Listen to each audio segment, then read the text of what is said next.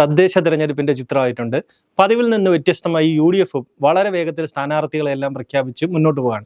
ഇത് അവർക്ക് എന്തെങ്കിലും രാഷ്ട്രീയമായി ഗുണം ചെയ്യും? അല്ല, ഇതൊരു നിലനിൽപ്പിൻ്റെ ഒരു വെല്ലുവിളിയാണ് UDFനെ സംബന്ധിച്ചിടത്തോളം. കാരണം 10 വർഷമായിട്ട് അവർ അധികാരത്തിൽ പുറത്തു നിൽക്കുകയാണ്. 2 പഞ്ചായത്ത് തെരഞ്ഞെടുപ്പുകളിൽ 2 നിയമസഭാ തെരഞ്ഞെടുപ്പുകളും UDF മുന്നണി എന്ന് പറയുന്നത് അമ്പെ പരാജയപ്പെട്ട് നിൽക്കുകയാണ്.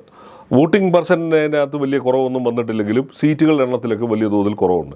ഇപ്പം നിലവിൽ അവർക്ക് 40% നിയമസഭ, 37-38% പഞ്ചായത്തുകളിൽ മാത്രമാണ് ഭരണമുള്ളത്. ഇപ്പം അതിനനുസരിച്ച് മുനിസിപ്പാലിറ്റികളിൽ. അപ്പോൾ അങ്ങനെ വലിയൊരു 10 വർഷമായിട്ട് അധികാര വരൾച്ച നേരിടുന്ന ഒരു പാർട്ടിയെ സംബന്ധിച്ചിടത്തോളം, കോൺഗ്രസിനെ സംബന്ധിച്ചിടത്തോളം, UDF മുന്നണിക്ക് നേതൃത്വം കൊടുക്കുന്ന ഒരു പാർട്ടി എന്നെ സംബന്ധിച്ചിടത്തോളം അവരെ സംബന്ധിച്ച് നിലനിൽപ്പിൻ്റെ ഒരു വലിയൊരു പോരാട്ടമാണ് അവർ ഏറ്റെടുത്തിരിക്കുന്നത്. അപ്പോൾ അവിടെയാണ് നമ്മളൊരു പ്രസക്തമായ ഒരു കാര്യം ശ്രീജിത്ത് ചോദിച്ചത്. ഈ മറ്റുള്ള പതിവ് വിപരീതമായിട്ട് അടിപിടിയൊന്നുമില്ലാതെ സ്ഥാനാർത്ഥികളെ നിശ്ചയിക്കാനും അവരെ പ്രഖ്യാപിക്കാനും ഒക്കെ കഴിഞ്ഞു എന്നുള്ളത് കോൺഗ്രസിൻ്റെ ചരിത്രത്തിലോ കോൺഗ്രസിൻ്റെ സംസ്കാരത്തിലോ നമ്മളാരും കേട്ടിട്ടില്ലാത്തൊരു കാര്യമാണ്. ഈ മുതിർന്ന നേതാക്കൾ തന്നെ ഇറങ്ങി പണിയെടുക്കുന്നത് അത് തന്നെ. അങ്ങനെ ഒരു പുതിയൊരു സംസ്കാരം കൊണ്ടുവരാൻ ഇപ്പോഴത്തെ കോൺഗ്രസിൻ്റെ നേതൃത്വത്തിന് കഴിഞ്ഞു എന്നുള്ളത് വലിയൊരു കാര്യം തന്നെയാണ് അവരെ സംബന്ധിച്ചിടത്തോളം. അതിനവർ നമ്മളാരും കേട്ടിട്ടില്ലാത്ത തരത്തിലാണ് തിരുവനന്തപുരം കോർപ്പറേഷനകത്ത് തെരഞ്ഞെടുപ്പ് ഇന്നാണ് തെരഞ്ഞെടുപ്പിൻ്റെ തീയതി പ്രഖ്യാപിച്ച് അതിനേതാണ്ട് ഒരു 6-7 ദിവസത്തേക്ക് മുമ്പാണ് കോൺഗ്രസ് വളരെ എല്ലാവരെയും ഞെട്ടിച്ചുകൊണ്ട് 65 സ്ഥാനാർത്ഥികളുടെ പേര് തന്നെ പുറത്ത് പ്രഖ്യാപിച്ചത്.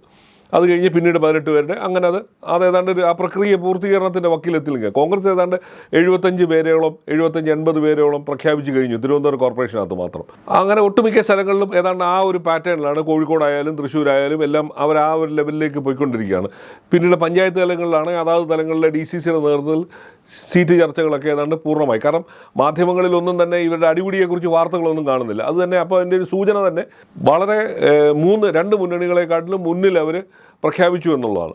അപ്പോൾ ഞാൻ അതിനകത്ത് കാണുന്ന ഒരു പോസിറ്റീവ് ഫാക്ടർ എന്ന് പറയുന്നത് ഇതൊരു നിലനിൽപ്പിൻ്റെ ഒരു സമരമാണ്. ഇനി ഒരു തോൽവിയുടെ കോൺഗ്രസ് എന്ന് പറയുന്ന പ്രസ്ഥാനം കേരളത്തിൽ ഒലിച്ചു പോകും എന്നുള്ളൊരു ഭീതി നേതാക്കൾക്ക് മാത്രമല്ല വർക്കേഴ്സിൻ്റെ ഇടയിലുണ്ട്. നേതാക്കളുടെ ഭീതിയാണ് അത് താഴെ തട്ടിലേക്ക് എത്തിക്കുകയും അവരിറങ്ങി പണിയെടുക്കാൻ തയ്യാറാവുകയും ചെയ്യുന്നു എന്നുള്ളതാണ് ഒരു കാര്യം.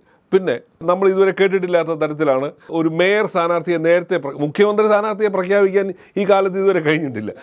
അത് കരുണാകരൻ്റെ ആൻ്റണിയുടെ കാലത്തെങ്ങാനും നടന്നിട്ടുണ്ടെങ്കിൽ അല്ലാതെ അതുപോലും അവരാണ് മുന്നിൽ നിൽക്കുന്നതെങ്കിൽ ഒരു ധാരണയുടെ അടിസ്ഥാനത്തിൽ പ്രഖ്യാപിക്കാതെ പോവുകയാണ്. പക്ഷേ ഇപ്പോൾ അതല്ല. 4 സ്ഥലങ്ങളിൽ ഓൾറെഡി മേയർമാരെ പ്രഖ്യാപിച്ചു. 5 കോർപ്പറേഷൻ ഉള്ളതിൽ 4 സ്ഥലത്ത് മേയർമാരുടെ പേരുകൾ ഏതാണ്ട് അന്തരീക്ഷത്തിൽ എത്തിക്കഴിഞ്ഞു. തിരുവനന്തപുരത്താണ് വളരെ ആദ്യം പറഞ്ഞത്. മുൻ MLA ശബരിനാഥൻ്റെ പേര് പറഞ്ഞു കഴിഞ്ഞു. ഇപ്പോൾ എറണാകുളത്തെ ഇന്നോ നാളെയോ വനിതാ സംവരണം ആയതുകൊണ്ട് എറണാകുളത്തെ ഇന്നോ നാളെയോ പ്രഖ്യാപിക്കുമെന്ന് ഇന്നിപ്പം അവിടുത്തെ DCC പ്രസിഡന്റും VD സതീശനും കൂടെ പത്രസമ്മേളനത്തിൽ പറയുകയും ചെയ്തു. അപ്പോൾ തൃശ്ശൂരായാലും അവർ ഏകദേശം ധാരണയിലെത്തിയിട്ടുണ്ട്. കോഴിക്കോട് ഒരു സർപ്രൈസ് സ്ഥാനാർത്ഥിയാണ് പറയുന്നത്. VM വിനു എന്ന് പറയുന്ന സിനിമാ സംവിധായകൻ്റെ പേരാണ് ഇപ്പോൾ അന്തരീക്ഷത്തിൽ കേൾക്കുന്നത്.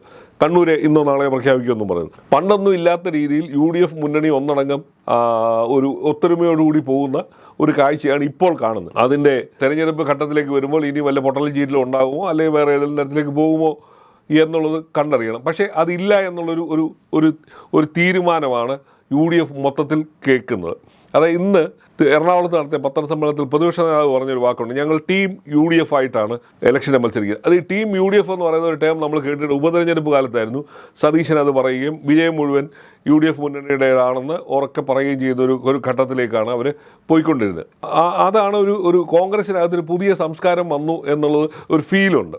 അതായത് ഈ പുതിയ നേതൃത്വം, ചെറുപ്പക്കാരായ നേതാക്കൾ, പ്രായമുള്ളവരും തന്നെ അതിനുവേണ്ടി പ്രചരണങ്ങൾക്ക് നേതൃത്വം കൊടുക്കുന്നു. ആർക്കും വലിയ തോതിൽ വഴക്കോ പ്രശ്നങ്ങളോ ഒന്നുമില്ല. ഗ്രൂപ്പ് തിരിഞ്ഞുള്ള ആക്രമണങ്ങളില്ല. സ്ഥാനാർത്ഥിയെ പിൻവലിക്കണമെന്ന് പറഞ്ഞ് ബഹളം ഉണ്ടാക്കുന്നില്ല. ഒന്നും കാണുന്നില്ല ഇപ്പം നിലവിൽ. അപ്പോൾ അതൊരു കോൺഗ്രസിൻ്റെ ഒരുപക്ഷേ ദേശീയ തലത്തിൽ പോലും കാണാത്ത ഒരു സംസ്കാരം കേരളത്തിലെ കോൺഗ്രസ്സുകാർ കൊണ്ടുവന്നു എന്നുള്ള കാര്യത്തിനകത്ത് അവർക്ക് അഭിമാനിക്കാം. അത് ഒരുപക്ഷേ രാഹുൽ ഗാന്ധിക്ക് പോലും അതൊരു പുതിയ പാത വെട്ടിത്തുറക്കുന്നതിന് ഉപകരിക്കും. കാരണം ഇതല്ലാതെ കോൺഗ്രസ്സുകാരുടെ മുമ്പിൽ വേറെ മാർഗ്ഗമില്ല എന്ന് അവർ തന്നെ സ്വയം തിരിച്ചറിവില്ലാന്ന് തോന്നുന്നു. അതാണ് അതിൻ്റെ ഒരു പ്രത്യേകത എന്ന് പറയുന്നത്. ആ സ്വയം തിരിച്ചറിവിൽ നിന്നുകൊണ്ട് അവർ അതിലേക്ക് പ്രവർത്തിക്കാൻ തയ്യാറാകുന്നു. പിന്നെ നമ്മൾ കാണേണ്ട ഒരു കാര്യം, ഈ ശശി തരൂരിൻ്റെ മണ്ഡലമാണ് തിരുവനന്തപുരം. ശശി തരൂർ എന്ന് പറയുന്ന കഥാപാത്രത്തെ ഈ ദിവസങ്ങളിലൊന്നും ഇവിടെ കാണാൻ, ഈ ചർച്ചകളിലൊന്നും തന്നെ കോൺഗ്രസിൻ്റെ ഏറ്റവും പ്രധാനപ്പെട്ട ഒരു വർക്കിംഗ് കമ്മിറ്റി അംഗമായ ശശി തരൂർ എന്ന് പറയുന്ന കോൺഗ്രസിൻ്റെ MP ഈ പരിസരത്തെ കാണാനില്ല. അദ്ദേഹം ഒരു സ്ഥാനാർത്ഥിയുടെ പേര് പറയുകയോ അല്ലെങ്കിൽ ഈ സ്ഥാനാർത്ഥി നിർണയ ചർച്ചകളിലെങ്ങാനും അദ്ദേഹം പങ്കെടുക്കുകയോ ഒന്നും ചെയ്യുന്നില്ല എന്നുള്ളൊരു ഒരു പ്രതിഭാസം. ബാക്കിയുള്ള കോൺഗ്രസിൻ്റെ ബാക്കി 14 എംപിമാരും വളരെ സജീവമായി ഈ തെരഞ്ഞെടുപ്പ് പ്രക്രിയകളിൽ എല്ലാവരും അവരവരുടെ മണ്ഡലങ്ങളിൽ വളരെ സജീവമായി നിൽക്കുമ്പോഴാണ് ഇവിടുത്തെ ഈ എംപിയെ തന്നെ മഷിയിട്ട് നോക്കിയാൽ പോലും കാണാത്ത അവസ്ഥ നിൽക്കുന്നത്. പാർട്ടിക്കിട്ട് എങ്ങനെ പണിയാന്ന് ആലോചിക്കുന്നുണ്ട്. അത് തന്നെ ഏറ്റവും നന്ദികേടിൻ്റെ പര്യായമായിട്ട് അവസരവാദ രാഷ്ട്രീയത്തിൻ്റെ ഒരാളായിട്ട് ശശി തരൂർ മാറി എന്നുള്ളൊരു സങ്കടകരമായ അവസ്ഥയാണ് കേരള രാഷ്ട്രീയത്തിൽ ഇപ്പോൾ നിൽക്കുന്നത്. മുഖ്യമന്ത്രിയാകാൻ ഉടുപ്പ് തയ്പ്പിച്ചിരുന്ന ഒരാൾ, അല്ലെങ്കിൽ അത് തരാതരം പോലെ നിലപാടുകൾ സ്വീകരിക്കുകയൊക്കെ ചെയ്ത മനുഷ്യനെ ഈ സാധാരണ പ്രവർത്തകരുടെ ഇദ്ദേഹത്തിന് വേണ്ടി കഴിഞ്ഞ 4 തെരഞ്ഞെടുപ്പ് കാലത്ത് വെയിലും മഴയും മഞ്ഞും കൊണ്ട് ഈ മലപ്രദേശങ്ങൾ മുഴുവൻ കയറി ഇറങ്ങി നടന്ന ആ പ്രവർത്തകരുടെ ഒരു തെരഞ്ഞെടുപ്പ് വന്ന സമയത്ത് ഇവിടെങ്ങും ഇല്ലാതെ പുറംതിരിഞ്ഞ് നിൽക്കുന്ന ആ ഒരു നന്ദികേടിൻ്റെ പര്യായമായിട്ട് ഈ മനുഷ്യൻ മാറി എന്നുള്ളതാണ് സാധാരണ കോൺഗ്രസ്സുകാർ പറയുന്നത്. ഇപ്പോൾ ഈ ദിവസങ്ങളൊക്കെ തന്നെ ഇന്ന് തന്നെ പല അറിയപ്പെടുന്ന കോൺഗ്രസ് നേതാക്കന്മാരും ഫേസ്ബുക്കിലും സാമൂഹ്യ മാധ്യമങ്ങളിലൊക്കെ തന്നെ അതിരൂക്ഷമായ ഭാഷയിൽ ശശി തരൂരിനെ വിമർശിച്ചുകൊണ്ടും രംഗത്ത് വന്നിട്ടുണ്ട്. അതും ഈ തെരഞ്ഞെടുപ്പിൻ്റെ ഒരു പ്രത്യേകതയായിട്ട് വേണം കാണാൻ. കാരണം ഒരു തെരഞ്ഞെടുപ്പ് കാലത്ത് പോലും കോൺഗ്രസ് അതിൻ്റെ വർക്കിംഗ് കമ്മിറ്റി അംഗങ്ങൾക്കെതിരെയോ മുതിർന്ന നേതാക്കൾക്കെതിരെയോ സാധാരണ പ്രവർത്തകരോ ഇടത്തരം നേതാക്കളോ ആരും വിമർശനം ഉന്നയിച്ച് കണ്ടിട്ടില്ല. പക്ഷേ അതിൽ നിന്നൊക്കെ വ്യത്യസ്തമായി ശശി തരൂർ ഈ പാർട്ടിയിൽ നിന്ന് പുറത്തു പോകണമെന്നുള്ള ശബ്ദം വരെ ഇന്നൊരു KPCC സെക്രട്ടറി അനിൽ ബോസ് എന്ന് പറയുന്ന ഒരാളുടെ ഫേസ്ബുക്ക് പോസ്റ്റ് കണ്ടു. അതേപോലെ തന്നെ ജിൻഡോ ജോൺ എന്ന് പറയുന്ന കോൺഗ്രസിൻ്റെ വക്താവ് ഇവിടെ മാലിന്യം വെതറാതെ നിങ്ങൾ ഇവിടുന്ന് സ്ഥലം വിട്ടു പോകണമെന്ന് വരെ ഫേസ്ബുക്കിൽ എഴുതി കണ്ടു. ഈ നമ്മളിപ്പോൾ കോൺഗ്രസ് കൂടുതൽ പ്രതീക്ഷിക്കുന്ന സംസ്ഥാന സർക്കാരിനെതിരായ ഭരണവിരുദ്ധ വികാരത്തിന്റെ നേട്ടമാണ്.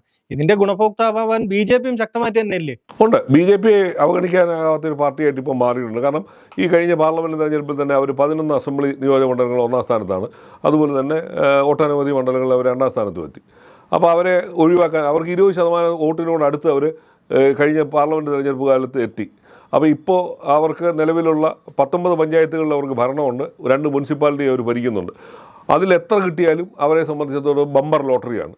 അതിനുവേണ്ടി അവർ പരിശ്രമിക്കും. അപ്പം ഭരണവിരുദ്ധ വികാരം സ്പ്ലിറ്റായി പോവുകയോ ഇല്ലയോ എന്നുള്ളതാണ് നമ്മൾ കണ്ടറിയേണ്ടത്. അത് കോൺഗ്രസിനാണോ ക്ഷീണം വരുന്നത്, ആർക്കാണ് ക്ഷീണം വരുന്നത് എന്നുള്ളത് ഇനിയുള്ള തെരഞ്ഞെടുപ്പിൻ്റെ റിസൾട്ട് വരുമ്പോഴേ അറിയാൻ പറ്റുള്ളൂ. പക്ഷേ ഒരു BJPയെക്കാട്ടിലും കുറച്ചുകൂടെ ഒരു ലാർജർ സ്പേസിൽ വർക്ക് ചെയ്യുന്നൊരു പാർട്ടി എന്നുള്ള നിലയിൽ കോൺഗ്രസിനായിരിക്കാം അഡ്വാൻറ്റേജ്. അതിനെയും കാണേണ്ടിയിരിക്കുന്നത് ജനങ്ങൾ ഏത് തരത്തിലാണ് റിയാക്ട് ചെയ്യുന്നതെന്നുള്ളതും ഉള്ളത്. പക്ഷേ 1-2 കാര്യങ്ങൾ വളരെ കൃത്യമായി തെരഞ്ഞെടുപ്പ് പ്രതിഫലിക്കും. ഈ കർഷകരുടെ പ്രശ്നങ്ങൾ, അതുപോലെ തന്നെ മലയോര കൃഷിക്കാരുടെ പ്രശ്നങ്ങൾ, ശബരിമല, വിലക്കയറ്റം, ഇതൊക്കെ തന്നെ ഇപ്പം തന്നെ നെല്ല് സംഭരണം, ഇങ്ങനെയൊക്കെയുള്ള നിരവധി ഈ പട്ടി ശല്യം, ഇതെല്ലാം തന്നെ അന്തരീക്ഷത്തിൽ നിൽക്കുന്ന ജനങ്ങൾ നേരിടുന്ന വളരെ ക്രൂഷ്യലായ പ്രശ്നങ്ങളാണ്.